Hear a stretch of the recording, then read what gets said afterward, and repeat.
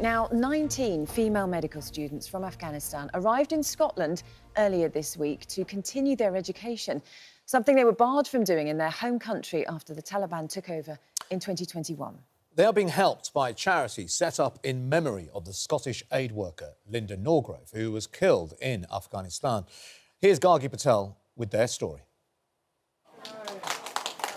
The moment 19 Afghan medical students had been waiting for, safely arriving in Scotland after being forced to stop studying by the Taliban regime.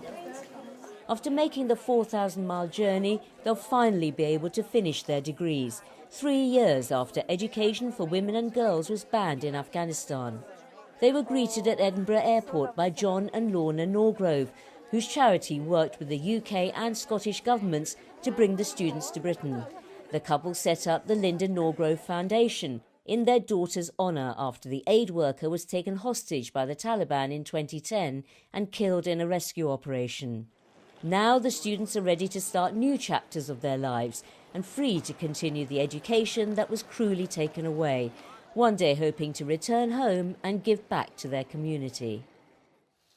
Well, we're joined now by two of the students who arrived in Scotland earlier this week. It's Tamina Hale and Zara Husseini, as well as Linda's parents, Lorna and John Norgrove. Good morning to all of you. Thank you so much for joining us this morning. Tamina, let me start with you. I mean, I know it's been a bit of a whirlwind few days. You've just arrived here in Scotland, but how are you feeling right now at this opportunity and what it will mean for you? First of all, thank you for having here. It was a very difficult time that we have back in hometown, but we were the lucky one to be in here today. It was all because of Linda Norgrove Foundation, their help, their support, the Scotland government and the university that support us and help us to be here. And I feel very excited, happy, alive again to rebuild my life from start. It will be difficult. It will be a start of a hard journey to start again from zero, making everything again and again.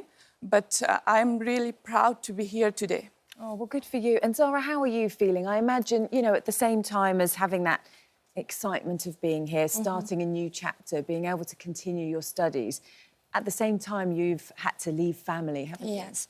First, thanks for having me here. Actually, it's a combination of different emotions. I am very excited, happy, thankful for being here and I have the chance to study. On the other hand, I am a little bit, anxious about the new environment and I have missed my family as well. But actually for having a, bright future, for having a successful life, sometimes we should accept the pain. Sometimes we should accept the challenges and go through them. So here, I have missed my family too much. There is no one here, no family, no friend. But still, I am happy for just because I have the right to study in my dream field, which is medicine. Can I just say, I mean, I am so full of awe of both of you because I think, here in this country, we just take it for granted that we can go to school, we can study whatever subject we would like to do. And I think for both of you to have had to go through what you've gone through and because you were so determined that you wanted to study medicine, weren't you, to make a difference, that despite everything, you thought, I have to find a way to make that work. So at first in Afghanistan, back in hometown, when we start medicine, it was because that we want to help girls inside Afghanistan because we have a lack of female doctors inside our country and a lot of women lost their life because their family did not allow them to go to a male doctor. So we wanted to make a change. It was a very hard way to start, but we have motivation to start this way. But after 3 years, they banned the university, unfortunately for us, even though we had a lot of problems after the government change had happened, but we accepted everything. The only thing that we want was education. So they banned the university, as all world know about that. So we had a very difficult time, but the big emotional support was Linda Norgrove Foundation, and they helped us to be strong and be brave, and they told us that one day we will be able to continue our life again. Tamina, can you just explain, when the Taliban did take over, how hard and difficult they did make it for women and girls to study at school? I mean, they changed a lot of the rules pretty much overnight, didn't they? At first, it was like banning the school up to 6th grade, but they allowed students to go to the university. They put some rules on some other stuff like clothing and these things, but the university accepted everything because they wanted the girl to educate it. So they insisted that women wear hijabs, and then also that you could only wear black at one point. Is that right? You weren't even allowed to wear any kind of coloured clothing. Yes, yeah. That was something that was happened, and there was no issue. We were happy to go to university, we were happy to be educated, and the only thing that we want, not only me, but every Afghan girl wanted, was education. So we accepted everything. It was not difficult. It was something not difficult to accept. We accepted with very happiness because it was the only way that we can educate ourselves. I can say before Taliban, the girls inside Afghanistan was wearing completely hijab, but in a different way. Not the way that they wanted, but they will follow the rule of hijab as Islam told us. So it was not something new for us, but they make it like something rule. They kind of forced it upon you, I think, without it making a woman's choice, which it should be. Yes, actually, Afghan people are not on the opposite of hijab. Actually, we want it, but not the way that they want. I mean, they force others to do. So we have different colors, like with different styles, but they have their own point of view that everyone should accept that. And so actually, we were happy even with that. Just we wanted to go to school or university, even with that, with all the rules that they have made. But after 1 year of studying at university, even they banned that as well. So let's speak to the two people that really do deserve so much credit for this. John and Lorna, thank you both for joining us this morning. Absolutely incredible work that you have both done. Why? I mean, we know why you're doing this in honour of your daughter, but the challenges that you must have faced, it can't have been easy. It certainly has been a long road. After the Taliban took over, the British government said they were going to bring 20,000 refugees in.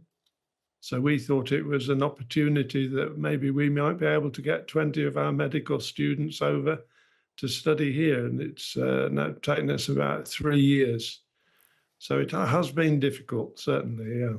I mean, Lorna, when you hear Tamina and Zara talk about what it means to them to be able to come here, to be able to continue their studies, you must be so pleased that you're able to make this happen and to help change their lives. It's been absolutely brilliant to have them in this country, for them to arrive. They've gone through so much in Afghanistan and so many hardships, so many difficulties, and for them to arrive in Scotland and to be able to start on this new chapter in their lives is absolutely wonderful. And Lorna, this will mean so much to your daughter Linda, who sadly lost her life, and she was working with charities at the time, and this is exactly the kind of thing that Linda would want to have seen happen, wouldn't she? She would have been delighted. She was always promoting the women's education to her male colleagues because there was still a little bit of resistance towards letting women go to university even at that time. So she would have been absolutely over the moon to see these women arriving in Scotland and being able to continue. Absolutely wonderful. Now, Tamina, you are in Scotland now, and what do you think is your sort of long-term plan? Would you like to sort of qualify and stay here, or would you like to go back and look after the people back in Afghanistan? What's your thought? It's a long journey. We cannot decide right now what we want to do in future. But as I have goals for the future, at the first step, I want to become a qualified doctor to raise the voice of those women inside Afghanistan that they cannot speak, they cannot talk because of the rules and regulation that's happening. And I want to show the world that Afghan women are strong. The only difference is that there is no opportunity for them inside Afghanistan. And I want to be a voice of them at first. And I wanted to be a good doctor, not only for my country back hometown, but I wanted to do something for Scotland, for Linda Norgrove Foundation, because they did a lot for us. They rebuilt our life again. They gave us a life. They gave us a light to darkness. So I want to do something for them as well. So it's having a lot of big plans and to do in future. And Zara, have you enjoyed Scotland? I have to ask, Have you tried fish and chips yet while you're here? Not yet, actually. Not yet? Come on!